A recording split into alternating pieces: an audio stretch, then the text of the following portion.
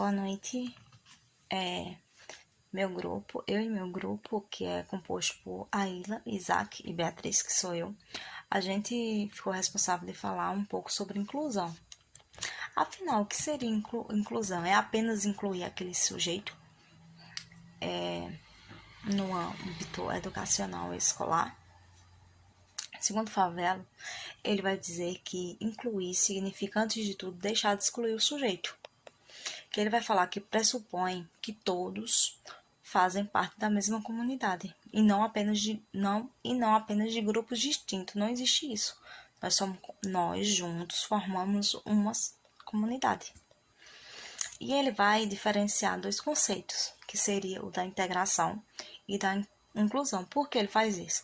Porque muitas das vezes as pessoas confundem o conceito de integração com inclusão. E ele vai falar que integração é aquela mera isenção daquele sujeito que consegue se adaptar. E já a inclusão a inclusão pressupõe da adoção de medidas que proporciona o acesso daqueles que estão em condições de desigualdade em relação aos demais. Dessa forma, essas ações vai propiciar igualdade entre todo mundo. E no caso da inclusão de pessoas com deficiência, é além da adoção das medidas relacionadas à acessibilidade. Não é apenas a garantia das acessibilidades urbanas, arquitetônicas, comunicativas, mas também é a garantia da permanência dessas pessoas nessas instâncias sociais. E também a adoção de medidas que reparam historicamente o que essas pessoas com deficiência elas vinham sofrendo, que seria a segregação, que elas não tinham o direito das instâncias sociais. Tem direito à educação, à saúde, à liberdade. Um desses exemplos de reparação histórica seria as questões das cotas das universidades e a garantia também do direito à participação dessas pessoas com deficiência nas mais diversas instâncias da sociedade. A partir desse conceito, com os avanços científicos e com a globalização, aconteceu novas demandas da sociedade. E a partir disso, houve a necessidade de incluir essas pessoas que estavam sendo segregadas durante toda a história, para essas pessoas poderem participar das instâncias da sociedade.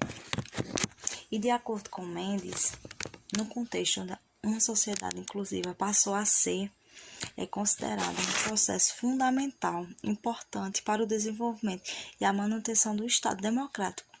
A educação inclusiva começa a se configurar como uma parte integral e essencial desse processo. Por quê? Porque a partir do sistema educacional que essas pessoas começaram a ganhar espaço na sociedade.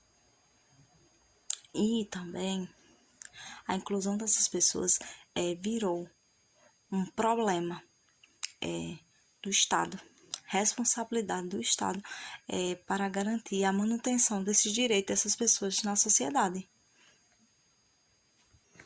E a partir disso, o sistema educacional inclusivo quanto social, ele foi incorporado movimentos mundialmente de inclusão social dessas pessoas que vinham sendo segregadas, com o intuito de realizar e proporcionar oportunidades para todos os sujeitos, independentemente das suas condições econômicas, social, culturais, raciais, de gênero, de físico ou intelectual.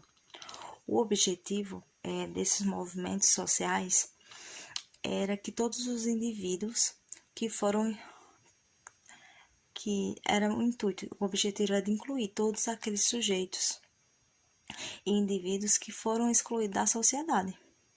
O Movimento Mundial pela Educação Inclusiva é uma ação política, cultural, social e pedagógica, desencadeada em defesa do direito de todos os alunos de estarem juntos, aprendendo sem nenhum tipo de discriminação. Esses documentos e esses movimentos mundiais, eles começaram a influenciar nos documentos oficiais para garantir a afetividade dos direitos das pessoas com deficiência. E dessas declarações que influenciou a inclusão foi a Declaração de Salamanca, nas suas linhas de ações de 1994, que esse documento ele ressalta da Conferência Mundial sobre as Necessidades Educativas Especiais. Essa conferência ela teve como objetivo promover a educação para todos, analisando as mudanças fundamentais de políticas necessárias para favorecer o enfoque da educação integradora, capacitando as escolas para atender as crianças, principalmente as que tenham necessidades educativas especiais. E além da convenção do decreto de 94, como eu acabei de falar, teve também Guatemala, em 1999, que foi uma convenção internacional, que essa convenção ela teve como objetivo eliminar todas as formas de discriminação contra as pessoas portadoras de deficiência, que essa convenção aconteceu em maio de 99. Essa convenção, ela reafirma que as pessoas portadoras com deficiência, ela tem o mesmo direito humanos de liberdades fundamentais como qualquer outra pessoa, inclusive o direito de não ser submetida à discriminação com base na sua deficiência. E além disso também manter a dignidade, o direito, o respeito e a igualdade que são inerentes a todos os sujeitos, independentemente de ter algum tipo de deficiência ou não. O Brasil ele sofre grande influência dessa convenção na lei de 2021, que ela afirma que as pessoas com deficiência ela têm os mesmos direitos de qualquer outra pessoa e liberdades fundamentais às demais pessoas, e define discriminação com base na sua deficiência, toda diferenciação, exclusão ou ainda restrição que possa impedir ou anular os direitos humanos da sua liberdade fundamental. Essa convenção ela teve grande importância tanto no sistema educacional como no social. Por quê? Porque ela compreende que no contexto de diferenciação e ela também ela dá origem a novas medidas tanto no caráter legislativo, social, educacional como trabalhista de qualquer outra natureza, no sentido de eliminar a discriminação e proporcionar a integração de pessoas com necessidades especiais à sociedade. Ou seja, essa lei influenciou para as pessoas, ela tem igualdade, direito de trabalho, o mesmo salário, o mesmo tipo de oportunidades, não discriminando as pessoas com deficiência, que elas não possam ter tal profissão, não, elas são iguais perante a lei e perante também as oportunidades.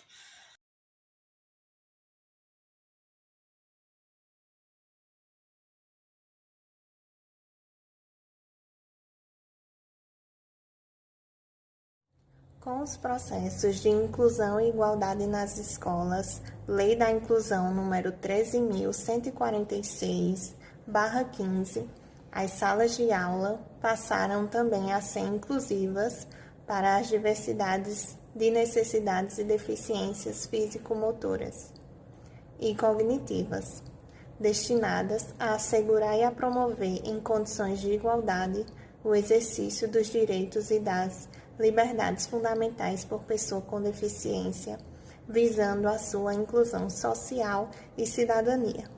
De acordo com o decreto número 5.626/05, as pessoas com surdez têm direito a uma educação que garanta a sua plena formação. Em seu artigo 2, considera-se pessoa surda aquela que, por ter perda auditiva, compreende e interage com o mundo por meio de experiências visuais, manifestando sua cultura, principalmente pelo uso da língua brasileira de sinais, a Libras. Para que a inclusão ocorra além da língua brasileira de sinais como primeira língua que o surdo adquire, deverá também aprender no âmbito escolar a sua segunda língua, que é o português, preferencialmente na modalidade escrita, língua de formação e instrução, e que o acesso às duas línguas ocorra de forma simultânea no ambiente escolar, colaborando para o desenvolvimento de todo o processo educativo.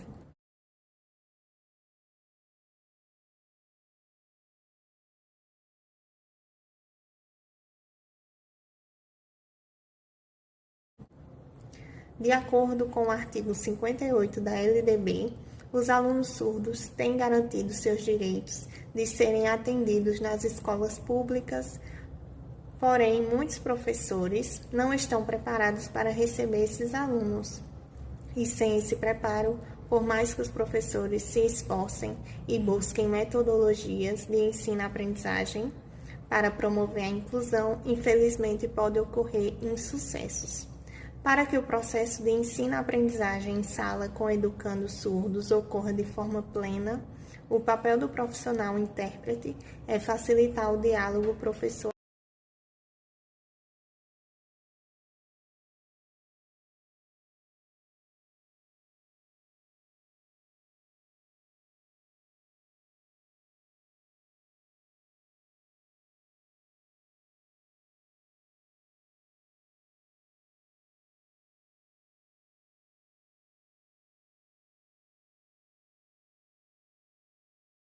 do aluno.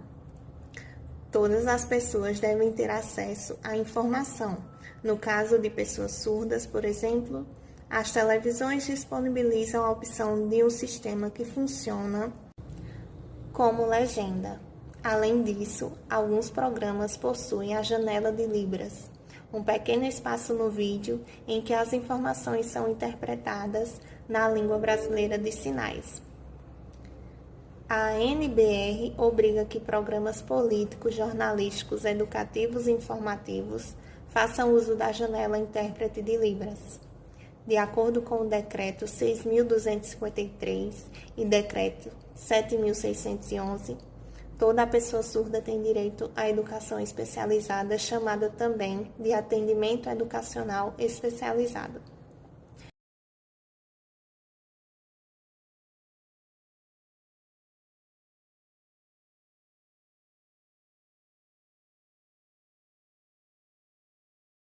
A ementa constitucional obriga a matrícula nas escolas de pessoas surdas ou não surdas, dos 4 aos 17 anos de idade. De acordo com o artigo 93, toda empresa com 100 ou mais empregados é obrigada a preencher de 2 a 5% dos seus cargos com beneficiários ou pessoas portadoras de deficiência.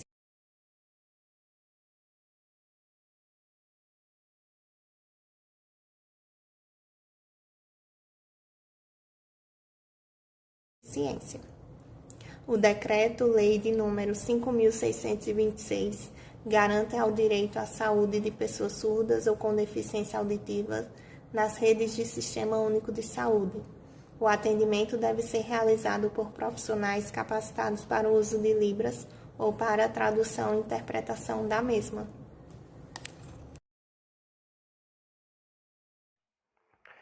Dando continuidade, apesar dos avanços que obtivemos nas últimas décadas relacionados à inclusão, no governo atual estamos passando por retrocessos. Exemplo disso foi a declaração extremamente preconceituosa do atual ministro da Educação, Milton Ribeiro, que afirmou que estudantes com deficiência atrapalham o aprendizado dos outros alunos. A fala do ministro, além de completamente equivocada, demonstra seu despreparo para ocupar o cargo, bem como uma afronta às políticas de inclusão educacional. Infelizmente, os ataques a essa pauta não pararam por aí. O próprio presidente, no início de seu mandato, desativou a Secretaria de Educação Continuada, Alfabetização, Diversidade e Inclusão, SECAD, o órgão que tinha vínculo com o Ministério da Educação e trabalhava a inclusão e diversidade, entre outros critérios educacionais no Brasil. Mais recentemente, ele investiu em outro ataque à educação inclusiva, quando, por via de um decreto, tentou instaurar uma redefinição na política de educação para pessoas com deficiência, dando prioridade a escolas especiais, em contradição ao processo de inclusão na rede de ensino regular. Após muita crítica dos setores da sociedade e de pressões políticas, o decreto terminou suspenso pelo Supremo Tribunal Federal. Outra grave questão que aconteceu nesse governo é a tentativa de retomada dos manicômios. Segundo o jornal Brasil de Fato, Bolsonaro quer retomar a lógica que estava em desconstrução no Brasil, que é a internação de pessoas com transtornos mentais, inclusive crianças e adolescentes, em hospitais psiquiátricos, os chamados manicômios. Esse acontecimento demonstra o quanto ainda é preciso estar vigilante e consistente na luta pela inclusão social e educacional no nosso país.